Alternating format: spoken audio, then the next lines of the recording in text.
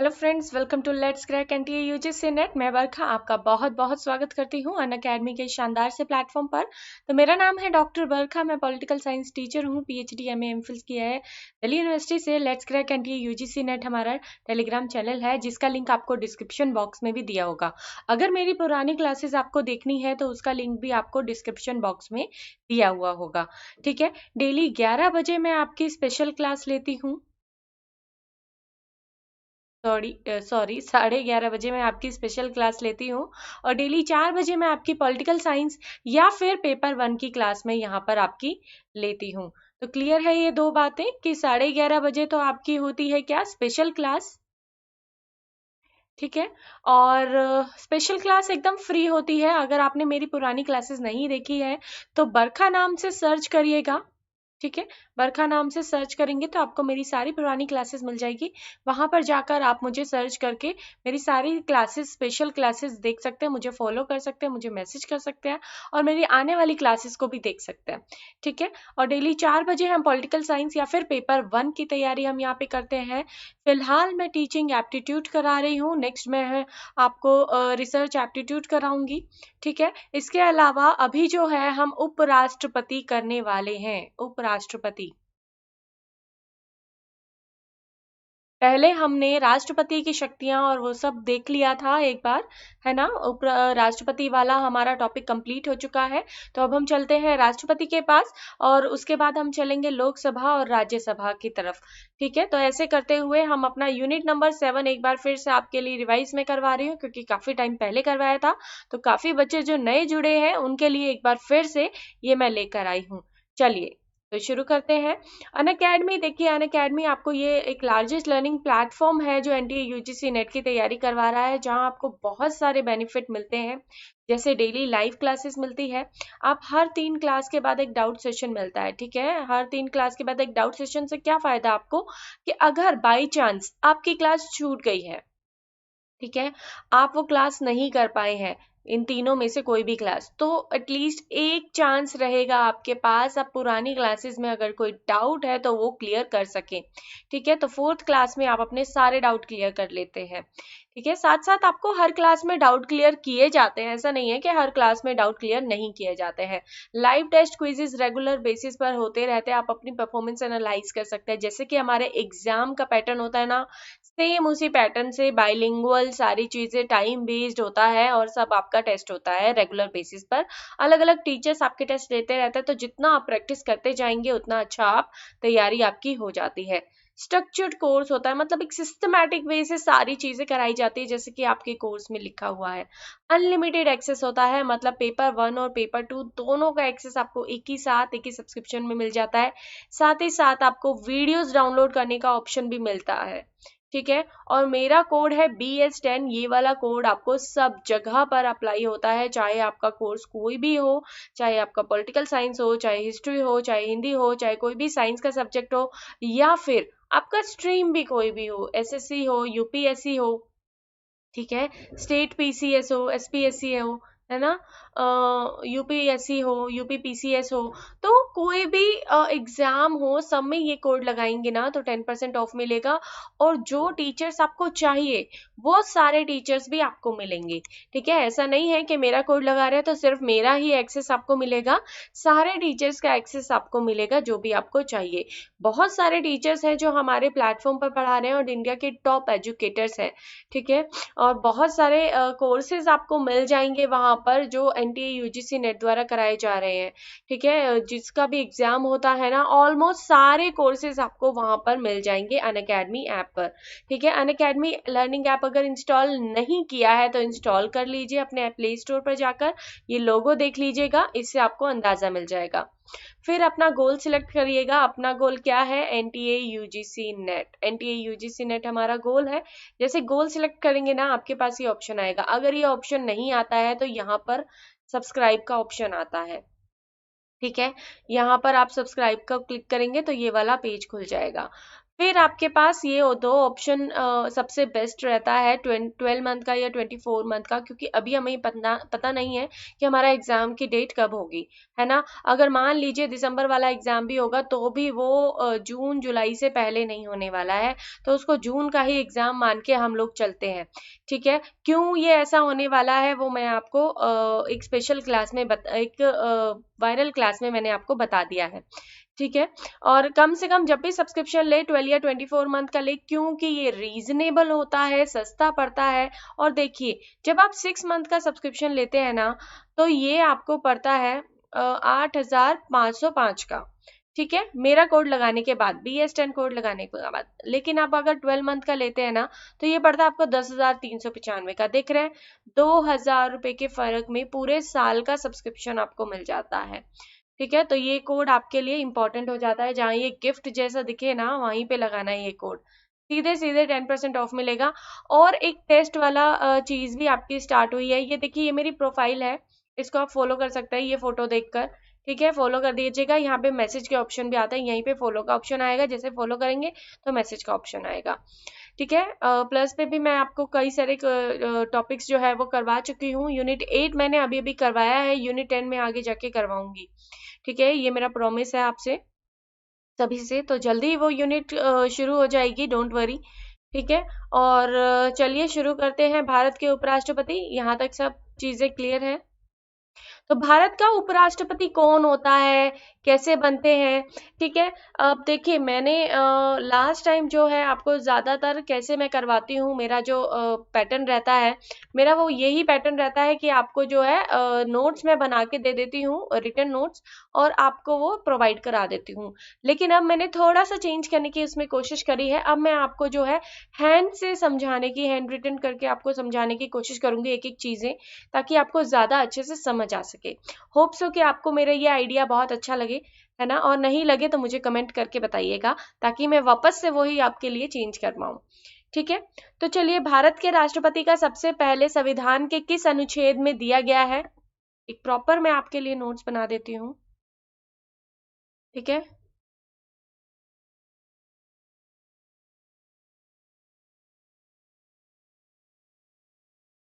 संविधान के अनुच्छेद 63 से 63 to 70।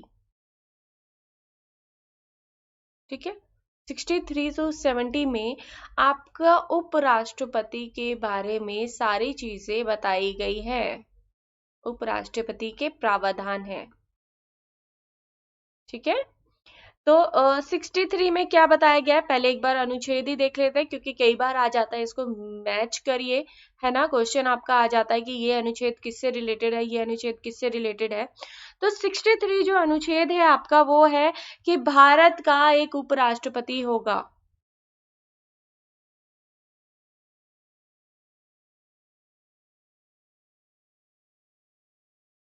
ठीक है, 64 नंबर अनुच्छेद किससे रिलेटेड है? उपराष्ट्रपति का, राज्यसभा का उपराष्ट्रपति क्या होगा? उपराष्ट्रपति राज्यसभा का पदेन सभापति होगा। अभी डिटेल में सारा जाएंगे।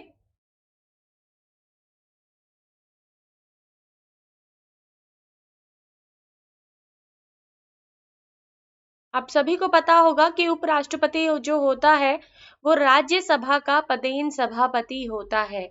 मतलब अगर आप उपराष्ट्रपति के रूप में चुने गए हैं, तो ऑटोमेटिकली आप जो है राज्यसभा के पदेन सभापति बन जाएंगे। और आपको जितना भी वेतन भत्ते सब दिए जाते हैं ना, वो भी राज्यसभा के पदेन सभापति होने के नाते दिए जाते हैं, उपराष्ट्रपति होने के नाते नहीं। ठीक है, तो ये चीज क्लियर है। अनुच्छेद नंबर है 65। ये है, अगर आकस्मिक रिक्ति से रिलेटेड है।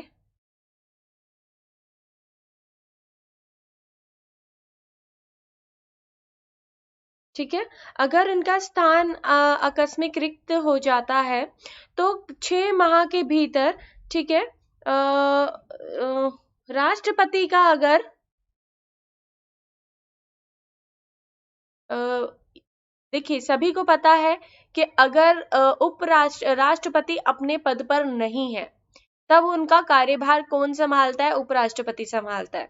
तो ये जो अनुच्छेद नंबर 65 है ना, ये इसी के बारे में है कि अगर आप उपराष्ट्रपति के रूप में पद पर है और राष्ट्रपति का पद जो है रिक्त हो जाता है, तब आपको राष्ट्रपति के रूप में कार्य करना होगा। तो मतलब अगर राष्ट्रपति का पद रिक्त है तो अब आप उपराष्ट्रपति के पद के रूप में काम करेंगे। क्लियर है?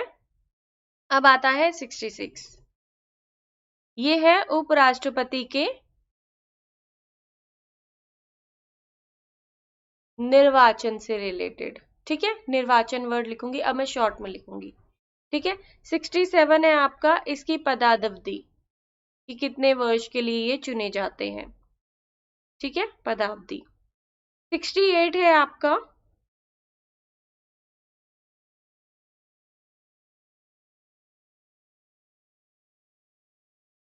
ये तो था, देखिए 65 जो था वो राष्ट्रपति के पद रिक्त से रिलेटेड था। ये जो है उपराष्ट्रपति के पद रिक्त से रिलेटेड है। मतलब अगर उपराष्ट्रपति का पद किसी कारण से रिक्त हो जाता है तब उस कंडीशन में क्या करना है। ठीक है, जो चुनाव होंगे उससे रिलेटेड ये है। ठीक है, अब आता है 69। ये है उपराष्ट्रपति की शपथ और प्रतिज्ञा। ठीक है, अब आता है 70 आपका रिलेटेड है राष्ट्रपति के रूप में वो क्या क्या काम कर सकते हैं। अगर कभी राष्ट्रपति के रूप में चुने जाते हैं तो राष्ट्रपति के रूप में क्या क्या कार्य वो कर सकते हैं।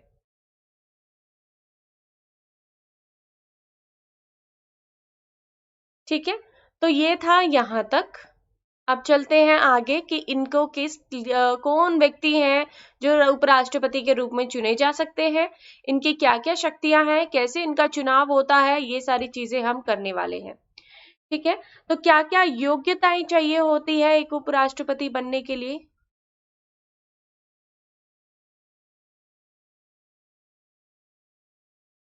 योग्यताएं क्या होनी चाहिए भाई? 35 वर्ष का होना चाहिए कम से कम।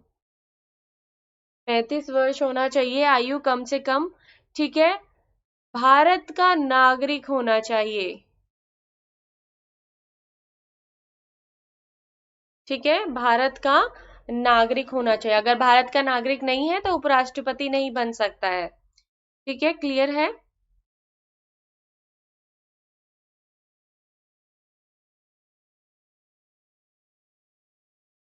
राज्यसभा का सदस्य होने की योग्यता रखता हो।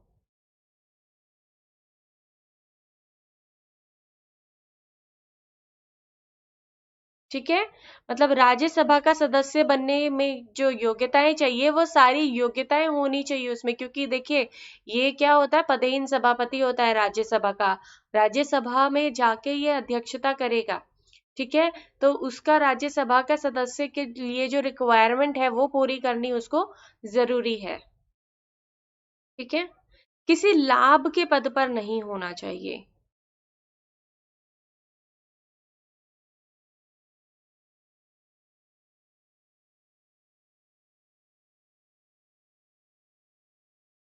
क्लियर है? ठीक है, चलिए अब देखते हैं इनका निर्वाचन किस तरह से होता है। तो निर्वाचन के लिए मैं नेक्स्ट पेज पे चली जाती हूँ। निर्वाचन किस तरह से होता है इनका। अब राष्ट्रपति का निर्वाचन जैसे हमने बताया था ना, एकल संक्रमणीय अनुपातिक प्रतिनिधित्व प्रणाली, सेम उसी प्रणाली से इनका भी निर्वाचन होता है।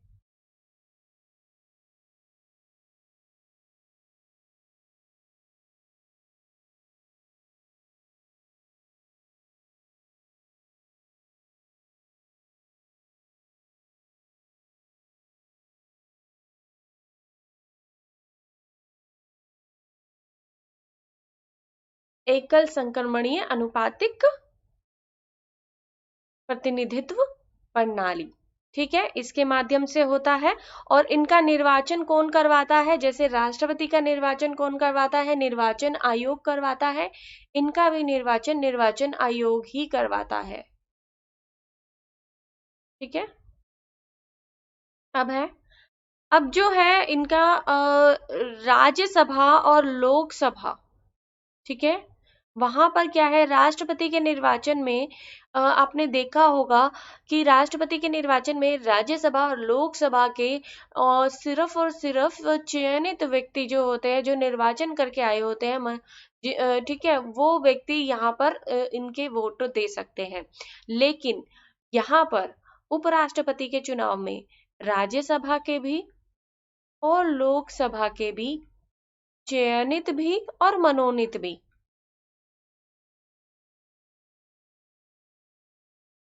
दोनों सदस्य पार्ट लेते हैं, ठीक है, दोनों सदस्य पार्ट लेते हैं। क्योंकि देखिए, राष्ट्रपति के निर्वाचन में वो क्यों नहीं पार्ट लेते, क्योंकि राष्ट्रपति उनको चुनता है तो उनके फेवर में ही वोट जाना तय होता है ना।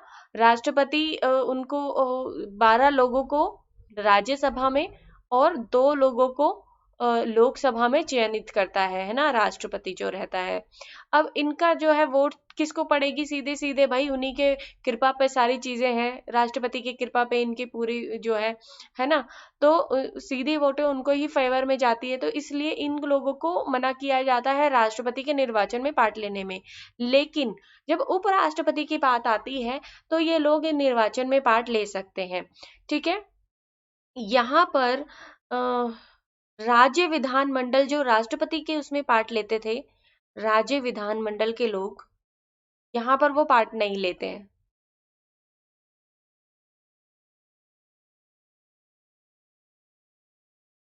भाग नहीं लेते उपराष्ट्रपति के निर्वाचन में। क्लियर है? ठीक है। यहाँ पर उपराष्ट्रपति के निर्वाचन में एक और चीज है जो आपको ध्यान रखनी है, 15,000 रुपए जमानत के रूप में देना होता है, ठीक है, किसको, आरबीआई को, रिजर्व बैंक ऑफ इंडिया को, ठीक है, भारतीय रिजर्व बैंक जिसको बोलते हैं, ठीक है। तो ये चीज है इनके निर्वाचन से रिलेटेड सारी, मतलब अगर किसी को भी अगर निर्वाचन के लिए खड़ा होना है तो भाई पहले 15,000 रुपए जमा करवाइए, फिर आप उसके लिए आप आगे बढ़िए, ठीक है। तो ये चीज होती है, यहां तक क्लियर है सभी को? चलिए आगे बढ़ते हैं। अब आता है कार्यकाल। कार्यकाल कौन से अनुच्छेद में दिया गया था? कार्यकाल आता है 67 नंबर अनुच्छेद में, ठीक है, याद कर लीजिए साथ साथ। कार्यकाल होता है इनका, सभी को पता है, 5 वर्ष के लिए चुने जाते हैं, ठीक है, इजी है। ज्यादातर लोग जो होता है 5 वर्ष के लिए चुने जाते हैं हमारे इंडिया में, जितना भी होता है निर्वाचन, सिवाय राज्यसभा के, क्योंकि वो हर 2 साल के बाद वो हो जाता है, तो 6 वर्ष के लिए होता है उसमें। अभी हम करेंगे राज्यसभा भी और लोकसभा भी, ठीक है। अब 5 वर्ष के बाद जब तक त्याग पत्र नहीं, जब तक त्याग पत्र नहीं स्वीकारा जा सकता, जब तक अ, कोई नया उपराष्ट्रपति चयनित नहीं हो जाता, ठीक है। मतलब जब तक आपको अपने पद पर बना रहना पड़ेगा, जब तक कोई नया उपराष्ट्रपति नहीं चयनित हो जाता। मतलब अगर मान लीजिए आपका 5 वर्ष पूरा हो गया और अभी तक कोई ऐसे चुनाव नहीं हुए या सिलेक्शन नहीं हो पाया है राष्ट्रपति का, उपराष्ट्रपति का, तब आपको उस पद पर बने रहना पड़ेगा, ठीक है। अब आता है आपका, हाँ, इसमें आपको जो है ये कितने भी बार दोबारा भी चुने जा सकते हैं, दोबारा चुने जा सकते हैं उपराष्ट्रपति के रूप में। ये जो होते हैं वो दोबारा भी चुने जा सकते हैं उपराष्ट्रपति के रूप में, ठीक है। अब आता है इनका शपथ। शपथ कौन दिलवाता है भाई? शपथ कौन दिलवाता है बताइए फटाफट से। शपथ का है अनुच्छेद 69, ठीक है, अनुच्छेद 69। सीधी सी बात है, शपथ कौन दिलवाएगा? राष्ट्रपति दिलवाएगा, ठीक है। और एक चीज, त्याग पत्र, ये अपना इस्तीफा किसको देते हैं, त्याग पत्र किसको देते हैं? भाई जो शपथ दिलाएगा वो उसी को देंगे, ठीक है, त्याग पत्र ये भी राष्ट्रपति को देंगे, और राष्ट्रपति अपना त्याग पत्र किसको देगा? राष्ट्रपति अपना त्याग पत्र देगा उपराष्ट्रपति को। ठीक है, उपराष्ट्रपति को। मतलब एक दूसरे को ही अपना त्याग पत्र ये देता है, भाई मैं जॉब छोड़ के जा रहा हूँ, ये लो। वो कहता है मैं जॉब छोड़ के जा रहा हूँ, ये लो। ठीक है, तो इस तरह से ये होता है। लेकिन देखिए और भी चीजें हैं जिनके द्वारा इनको हटाया जा सकता है। क्या क्या चीजें हैं जिनके द्वारा हटाया जा सकता है, त्याग पत्र इनका स्वीकार किया जाता है, या तो खुद अपनी मर्जी से दे दें। ठीक है, इस्तीफा दे दें, खुद अपनी मर्जी से इस्तीफा दे दे, लेकिन 14 दिन पहले सूचित कर दें, भाई मैं इस्तीफा देने वाला हूं। ठीक है, सूचित किया जाना चाहिए इस्तीफा देने से पहले। अब आता है इनकी शक्तियां क्या क्या हैं। ठीक है, शक्तियां मतलब क्या क्या काम ये कर सकते हैं।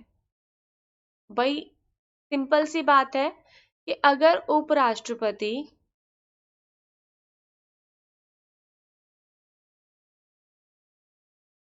राष्ट्रपति, ठीक है यहां से लेते हैं, अगर राष्ट्रपति अपने पद पर नहीं है, या फिर राष्ट्रपति का मृत्यु हो जाती है, या उनको हटा दिया जाता है, या फिर कोई भी एक्स कोई भी चीज होती है, तब राष्ट्रपति के पद पर उपराष्ट्रपति काम करते, मतलब उपराष्ट्रपति जो होगा वो राष्ट्रपति के रूप में काम करेगा। ठीक है, तो ये तो हो गई पहली पावर। संविधान में कहीं भी एक इंपॉर्टेंट चीज, संविधान में कहीं भी इनकी शक्तियों के बारे में वर्णन नहीं किया गया है कि क्या क्या पावर दी गई है। संविधान में कहीं वर्णन नहीं किया गया है। दूसरा, ये राज्यसभा के पदेन सभापति के रूप में काम करते हैं। ठीक है, तो ये भी इनका एक पावर हो गया, है ना। बस, और इसी के रूप में मैंने बताया था आपको, वेतन भी इन्हीं के रूप में इनको दिया जाता है, राज्यसभा के पदेन सभापति के रूप में। चलिए अब थोड़ा सा कंपैरिजन कर लेते हैं कि राष्ट्रपति और उपराष्ट्रपति में क्या क्या अंतर है, या फिर क्या क्या समानताएं हैं।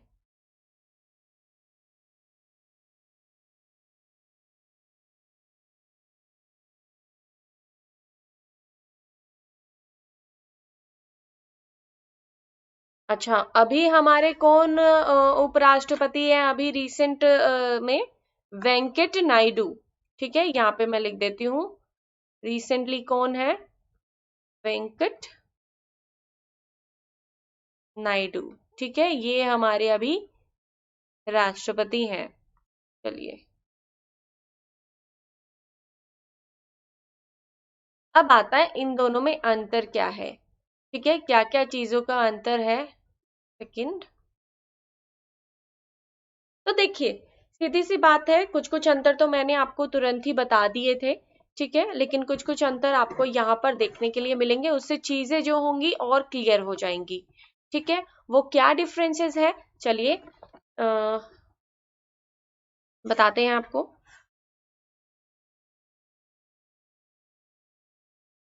पहली चीज तो समानताएं देख लेते हैं, एक दो चीजें। ठीक है, समानताएं भी आगे, अंतर भी आएंगे, दोनों चीजों के। इनका निर्वाचन कौन कराता है?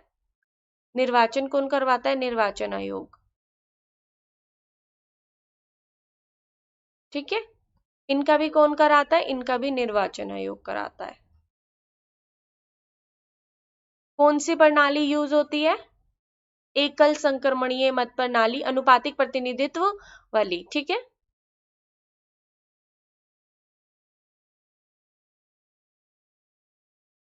ठीक है, यहाँ पे एकल संक्रमणीय यूज होती है, यहाँ पर भी उपराष्ट्रपति के चुनाव में भी एकल संक्रमणीय होती है। ठीक है, एकल संक्रमणीय अनुपातिक प्रतिनिधित्व प्रणाली, पूरा नाम आप देख लीजिएगा। ठीक है, अब इनके निर्वाचन में लोकसभा प्लस राज्यसभा के मनोनीत सॉरी, चयनित सदस्य होते हैं। ठीक है, ओनली चयनित। यहां पर कौन होगा? लोकसभा प्लस राज्यसभा के चयनित भी होंगे प्लस मनोनीत भी होंगे। ठीक है, ठीक है। अब जो है इनके चयन में राज्य की विधानसभा भी भाग लेते हैं।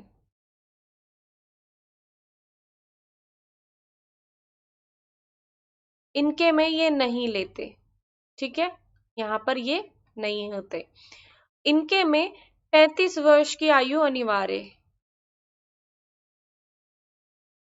ठीक है, इसमें भी 35 वर्ष अनिवार्य, भारत का नागरिक होना अनिवार्य है ना।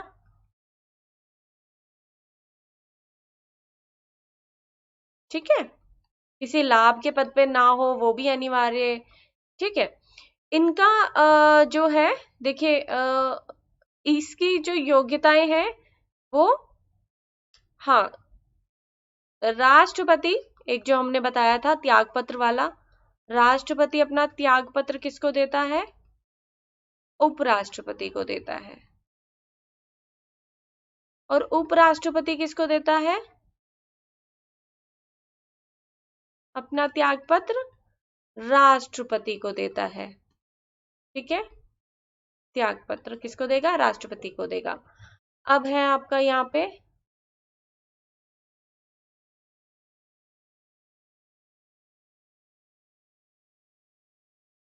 अब आप देखिए कितना डिफरेंस कर पा रहे हैं।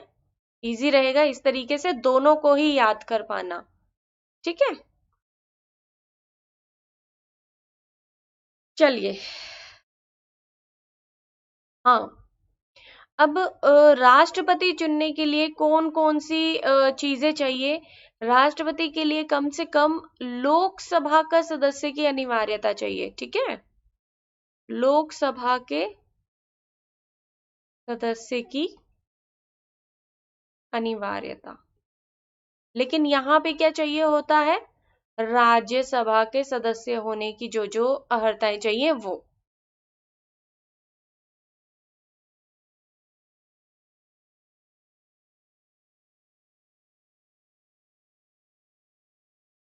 ठीक है, यहां पर राष्ट्रपति अपनी शक्ति का प्रयोग कैसे करता है?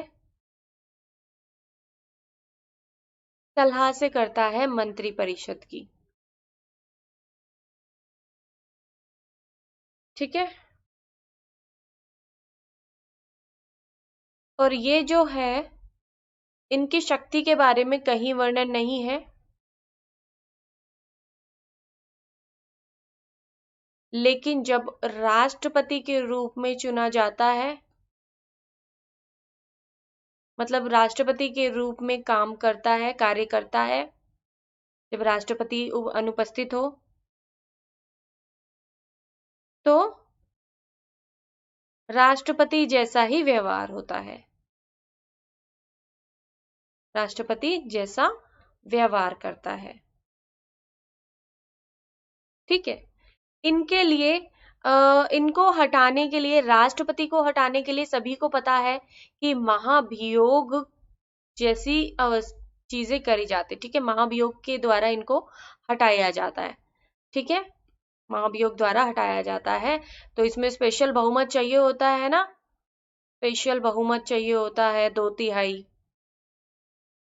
लेकिन यहां पर क्या है, सामान्य बहुमत से भी हटाया जा सकता है उपराष्ट्रपति को। सामान्य बहुमत चाहिए होता है। ठीक है, यहाँ पे महाभियोग नहीं होता उपराष्ट्रपति के में। ठीक है, अब जो है ये भी 5 वर्ष के लिए चुने जाते हैं, ये भी 5 वर्ष के लिए चुने जाते हैं। ठीक है, एक सिमिलैरिटी, 5 वर्ष, 5 वर्ष। लेकिन इनके वेतन भत्तों में अंतर होता है। इनका वेतन जो होता है वो ज्यादा होगा। ठीक है, इनका वेतन जो होगा वो कम होगा। कैसा वेतन होगा? जो राज्यसभा का सदस्य, मतलब सभापति होने के नाते इनको वेतन मिलता है, इनको राष्ट्रपति होने के नाते वेतन मिलता है। ठीक है, तो यहाँ तक सारी चीजें क्लियर है?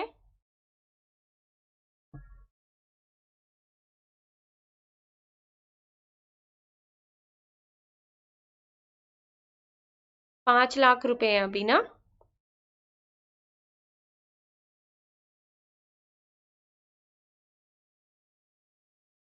ठीक है, राष्ट्रपति का वेतन कितना है? 5 लाख रुपए। और उपराष्ट्रपति का वेतन कितना है आपका? 3.5 लाख। ठीक है, राष्ट्रपति को उपराष्ट्रपति तो एक ना वो मतलब अच्छा पद होता है, कुछ काम नहीं करना होता उसमें। ठीक है, चलिए। तो आज की क्लास बस इतनी ही थी। और मेरी क्लास पसंद आए तो लाइक शेयर सब्सक्राइब। BS10 मेरा कोड है, एक सेकेंड दीजिएगा।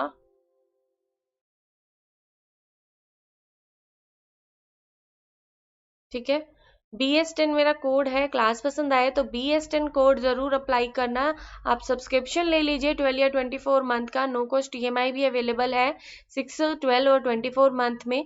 ठीक है, और BS10 कोड अप्लाई करेंगे 10% ऑफ मिलेगा। और जो हम टेस्ट लेते हैं उसमें अगर आप कोइंस इकट्ठा करेंगे तो उससे भी आपको जो है थोड़ा डिस्काउंट और मिल जाता है। BS को 10 कोड लगाना मत भूलिएगा बिल्कुल भी। आप मेरे साथ जुड़ना चाहते हैं, मेरी क्लास पसंद आती है तो ये कोड जरूर लगाइए। ठीक है, क्लास पसंद आया तो लाइक शेयर सब्सक्राइब।